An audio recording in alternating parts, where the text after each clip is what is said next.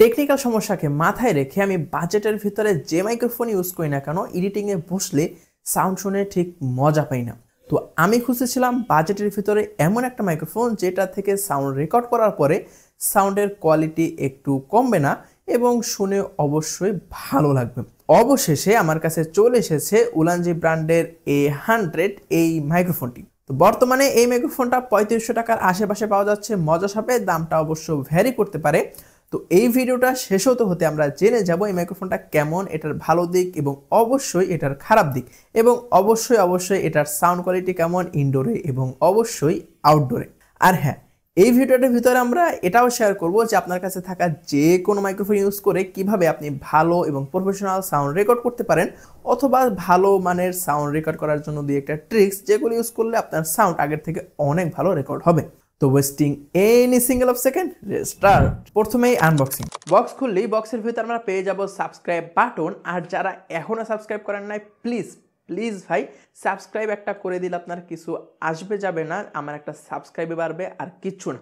তো please subscribe করে ফেলে রাখেন।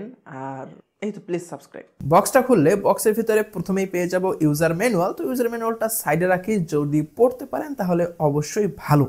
তার সাথে ছোট্ট একটি বক্স আছে যার ভিতরে পেয়ে যাব চার্জার জন্য একটি টাইপ সি কেবল, এবং এই কেবলটির সাইজটা আমার কাছে বেশ ভালো লেগেছে, কারণ এত বড় সাইজ সচরাচর কোনো গ্যাজেটের সাথে দেখা যায় না। তারপর পেয়ে যাব আমাদের কাঙ্ক্ষিত মাইক্রোফোনটি, যেটি আছে একটি চার্জিং কেজের ভিতরে। এই কেজটা অনেকটা পাওয়ার ব্যাংকের মতো কাজ করে, এবং এই কেজের ভিতরে যখন মাইক্রোফোনটা থাকে তখন অটোমেটিকলি এই কেজ থেকে চার্জ হয়ে যায়। এই কেজের ভিতরে আমরা পেয়ে যাব দুইটি ট্রান্সমিটার, একটি রিসিভার, একটি টাইপ সি অ্যাডাপ্টার এবং একটি 3.5 mm অ্যাডাপ্টার, এবং অবশ্যই দুইটা চুম্বক আর দুইটা উইন্ড স্ক্রিন বা উইন্ডশিল্ড বা অনেকে পপ ফিল্টার বলে। তো যে যাই বলুক না কেন এইসব জিনিসপত্র পেয়ে যাব। এখন এখানে যে আমরা দুইটি অ্যাডাপ্টার পেয়েছি, একটি টাইপ সি অ্যাডাপ্টারের মাধ্যমে আপনি আপনার ফোনে ইউজ করতে পারবেন এই মাইক্রোফোনটি, আর 3.5 mm এর যে অ্যাডাপ্টারটি, এটির মাধ্যমে আপনি ক্যামেরা ইউজ করতে পারবেন। হ্যাঁ, নর্মালি যেসব বাজেট মাইক্রোফোনগুলো থাকে সেই মাইক্রোফোনগুলো হয় টাইপ সি হয় অথবা 3.5 mm এর হয়। ফোন ইউজ করা গেলে ক্যামেরা ইউজ করা যায় না, ক্যামেরা ইউজ করা গেলে ফোন ইউজ করা যায় না, কিন্তু এটা একটা প্লাস পয়েন্ট যে এই মাইক্রোফোনটা আপনি ফোনে ইউজ করতে পারবেন আবার ক্যামেরায় ইউজ করতে পারবেন। তবে এই মাইক্রোফোনটির যে রিসিভারটি আছে, রিসিভারটিতে চার্জ দিতে হয় যদি ক্যামেরায় ইউজ করতে চান, আর যদি ফোন ইউজ করতে চান তাহলে সাধারণত এই রিসিভারটিতে চার্জ দিতে হয় না। তো এই ছিল মোটামুটি বক্স কন্টেন্ট। বক্সের ভিতরে আর তেমন কিছুই নেই। আর হ্যাঁ, আজকের এই মাইক্রোফোনটা আমরা কিন্তু কালেক্ট করেছি মজা শপ থেকে। আপনারা যদি মাইক্রোফোনটি পারচেস করতে চান এবং কোনো অথেন্টিক সোর্স খুঁজে থাকেন তাহলে অবশ্যই মজা শপের সাথে কন্ট্যাক্ট করতে হবে। মজা শপের যাবতীয় ইনফরমেশন ভিডিও ডিসক্রিপশনে দেওয়া আছে। এখন আসি এই মাইক্রোফোনটির ডিজাইন এবং বিল কোয়ালিটি নিয়ে। এই মাইক্রোফোনটির ডিজাইন বেশ ভালোই লেগেছে আমার কাছে। ছোট করার চেষ্টা করেছে, মানে খুব বেশি বড় বা ভারী টাইপের না, বেশ লাইট ওয়েট এবং মোটামুটি ছোটই। তো যেটা সচরাচর দেখা যায়, তো ডিজাইনটা আমি বলবো যে হ্যাঁ, ডিজাইনটা ভালোই। এবং বিল্ড কোয়ালিটির কথা যদি বলি, মাইক্রোফোনের সমস্ত পার্টসগুলো প্লাস্টিক বিল্ড হওয়ার পরও একটা প্রিমিয়াম ফিল আসে যে হ্যাঁ, কোনো ভালো বা প্রিমিয়াম জিনিস আমি হাতে নিয়েছি। তো বিল্ড কোয়ালিটিও বলা যায় এই বাজেটে টপ নচ। এই মাইক্রোফোনের ফিচারের কথা যদি বলি, মাইক্রোফোনের ভিতরে দুইটি ট্রান্সমিটার আছে, তার মানে একসাথে দুইজন এই মাইক্রোফোনটি ইউজ করতে পারবে এবং একসাথে দুইজন এটার সাউন্ড রেকর্ড করতে পারবে। এই মাইক্রোফোনটির রেঞ্জ মোটামুটি বলা আছে 20 থেকে 30 মিটারের মতো, তার মানে হিউজ রেঞ্জ। এত দূর থেকে নর্মালি কেউ ওয়্যারলেস মাইক্রোফোন আমরা ইউজ করি না। মাইক্রোফোনটি সেট আপ করা খুবই সহজ। আপনি যদি ফোনের সাথে ইউজ করতে চান তাহলে রিসিভারটি ফোনের সাথে লাগাতে হবে, এবং যে ট্রান্সমিটারটি আছে ট্রান্সমিটারটির বাটনে কিছুক্ষণ প্রেস করে ধরে রাখলে ট্রান্সমিটারটি অন হয়ে যাবে এবং এটা অটোমেটিকলি রিসিভারের সাথে কানেক্ট হয়ে যাবে এবং আপনি এটাকে ইউজ করার জন্য একদমই রেডি।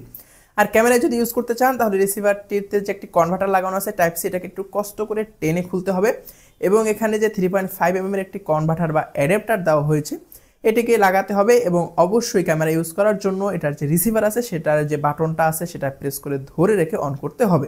ফোন ইউজ করার জন্য নর্মালি রিসিভারটা অন করতে হয় না, তবে ক্যামেরা ইউজ করার জন্য অবশ্যই রিসিভারটি অন করতে হবে। এখন আর সেটার অডিও কোয়ালিটি নিয়ে। এতক্ষণ যে আপনারা আমার সাউন্ডটা শুনতে পাচ্ছিলেন, এই সাউন্ডটা আমি উলানজির আরেকটি মাইক্রোফোন উলানজি Z12 এই মাইক্রোফোনটি থেকে রেকর্ড করতেছিলাম। এই মাইক্রোফোনটিরও প্রাইস প্রায় 3000 টাকার কাছাকাছি। তো এতক্ষণ আপনারা এই মাইক্রোফোনের সাউন্ড কোয়ালিটি কীরকম সেটা শুনতে পাচ্ছিলেন। এখন আমি উলানজি A100 মাইক্রোফোনটি রেকর্ড করব এবং ইনডোর একটা মোটামুটি কন্ট্রোল এনভায়রনমেন্টে কীরকম সাউন্ড আসে সেটা শুনতে পাবেন। তো এখন থেকে যে সাউন্ডটা শুনতে পাচ্ছেন এই সাউন্ডটা আমি এই যে ছোট্ট মাইক্রোফোনটি উলানজি A100 এই মাইক্রোফোনটি ইউজ করে রেকর্ড করতেছি আমার রুমের ভিতরে মোটামুটি ইনডোর একটা কন্ট্রোল এনভায়রনমেন্টে। তো আশা করি বুঝতে পারতেছেন যে ইনডোরে কীরকম সাউন্ড কোয়ালিটি থেকে পাওয়া যায় এবং এটার যে নয়েজ রিডাকশন মোড আছে সেটা কিন্তু সম্পূর্ণ অফ করা এবং আমি আমার কানে বাইরের দুই একটা গাড়ির সাউন্ড বা হর্নের সাউন্ড শুনতে পাচ্ছি। তো আশা করি বুঝতে পারতেছেন যে এটার ইনডোরে একটা কন্ট্রোল এনভায়রনমেন্টে কীরকম সাউন্ড কোয়ালিটি পাওয়া যেতে পারে। তো এখন আমরা চলে যাব আউটডোরে এবং দেখবো যে আউটডোরের সাউন্ড কোয়ালিটি কীরকম আসে। আচ্ছা, এখন আমি ক্লাসে বসে কথা বলতেছি, এটা নয়েজ রিডাকশন মোড অন না করে, এটা হচ্ছে লেভেল 1। এখন যাটা হচ্ছে লেভেল 1-এ শোনা যাচ্ছে। এখন হচ্ছে level 2 and this is level 3। আপনারা বুঝতেই পারছেন যে এখন কিরকম সাউন্ড আসছে। আর কিছু কোম্পানির মতে এই মাইক্রোফোনের যে রিসিভার আছে সেই রিসিভারটি থেকে 4 ঘন্টা এবং ট্রান্সমিটার দুইটি থেকে 5 ঘন্টা পর্যন্ত ব্যাটারি ব্যাকআপ পাওয়া সম্ভব এবং এই কেসটি ইউজ করে দুইটি ট্রান্সমিটার এবং রিসিভারটিকে 2 বার ফুল চার্জ করা সম্ভব। তো আপনি যদি কোনোদিন শ্যুট করতে বের হন বা শ্যুট করার ইচ্ছা করেন তাহলে 3-4টা ভিডিও তো অনায়াসে কভার করে ফেলতে পারবেন। আর যদি আপনার এক্সট্রা চার্জের প্রয়োজন হয় তাহলে সাথে পাওয়ার ব্যাংক অথবা পাওয়ার দেওয়ার জন্য একটা ব্যবস্থা করে নিয়ে যাবেন। এবং এই মাইক্রোফোনটির যে রিসিভার অথবা ট্রান্সমিটার যাই বলেন না কেন এগুলোকে ফুল চার্জ করতে কিন্তু 1.5 ঘন্টার মতো সময় লাগে। এখন আপনাদের সাথে কিছু টিপস শেয়ার করি যেগুলো ইউজ করে আপনার কাছে থাকা যে কোনো মাইক্রোফোন দিয়ে আপনি মোটামুটি ভালো রকমের সাউন্ড রেকর্ড করতে পারবেন। টিপস নাম্বার 1, এই প্রবলেমটি হলো যখন আমরা আমাদের ওয়্যারলেস মাইক্রোফোন ইউজ করে সাউন্ড রেকর্ড করি তখন কিন্তু একটা ইলেকট্রিক নয়েজ আসে অথবা হঠাৎ একটা চিনচিন ঝিনচিন শব্দ চলে আসে। তো এইটা যদি আপনার হয়ে থাকে এটা আপনার ফুল ভিডিও জুড়ে হতে পারে অথবা ভিডিওর মাঝখানে হতে পারে। সেই জন্য যখন আপনি ভিডিও রেকর্ড করবেন তখন অবশ্যই আপনার ফোনের যে ফ্লাইট মোড আছে সেই ফ্লাইট মোডটি অন করে নিতে হবে, তাহলে ইলেকট্রিক নয়েজের যে একটা সমস্যা থাকে সেটা কিন্তু সলভ হয়ে যাবে আশা করতেছি। আর একটা সমস্যা হলো আমরা যখন সাউন্ড রেকর্ড করি বিশেষ করে ফোনে যখন এডিট করতে যাই তখন মনে হয় যেন সাউন্ড কোয়ালিটি ভালোভাবে আসতেছে না, খুব ভালো মাইক্রোফোন ইউজ করে আমরা সাউন্ড রেকর্ড করেছি বাট প্রপারলি সেই সাউন্ডের কোয়ালিটিটা আমরা পাচ্ছি না। এটার মেইন রিজন সেটা হলো আমরা যখন সাউন্ড রেকর্ড করি তখন আমাদের মাইক্রোফোনগুলোতে বেশিরভাগই কিন্তু নয়েজ রিডাকশন মোড থাকে। আমরা নয়েজ রিডাকশন মোডটা অন করে সাউন্ড রেকর্ড করি। তো যখন আমরা নয়েজ রিডাকশন মোড অন করে সাউন্ড রেকর্ড করি তখন কিন্তু আমাদের মাইক্রোফোন অটোমেটিক নয়েজকে রিমুভ করতে গিয়ে আমাদের যে ভয়েসের কোয়ালিটি আছে সেটা কিন্তু অনেক অংশে লো করে ফেলে। তো এই জন্য অবশ্যই নয়েজ রিডাকশন মোডটা অফ করে সাউন্ড রেকর্ড করবেন এবং যখন আপনি ভিডিওগুলো এডিট করবেন তখন নয়েজটা এডিটের মাধ্যমে রিমুভ করবেন। যদি এই প্রসেসটা অবলম্বন করেন তাহলে আপনার সাউন্ডের কোয়ালিটিটা ভালো থাকবে এবং সাউন্ডটা লো কোয়ালিটির মনে হবে না। তো আমি আগে এই ভুলটা করতাম, তো আশা করতেছি এখন থেকে এই ভুলটা আর হবে না এবং আমার সাউন্ড আগের থেকে অনেকটা ইমপ্রুভ হবে। তো এই দুটি টিপস যদি আপনি ফলো করেন তাহলে ইনশাল্লাহ আপনি আগের থেকে আরও অনেক ভালো সাউন্ড রেকর্ড করতে পারবেন।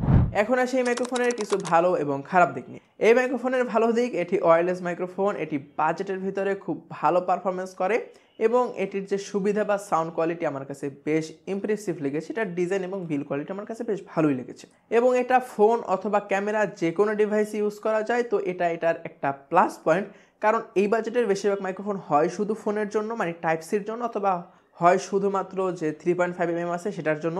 তো এটাই যেহেতু কনভার্টার টাইপের আছে তো আপনি চাইলে যে কোনো ডিভাইসে এটা ইউজ করতে পারবেন।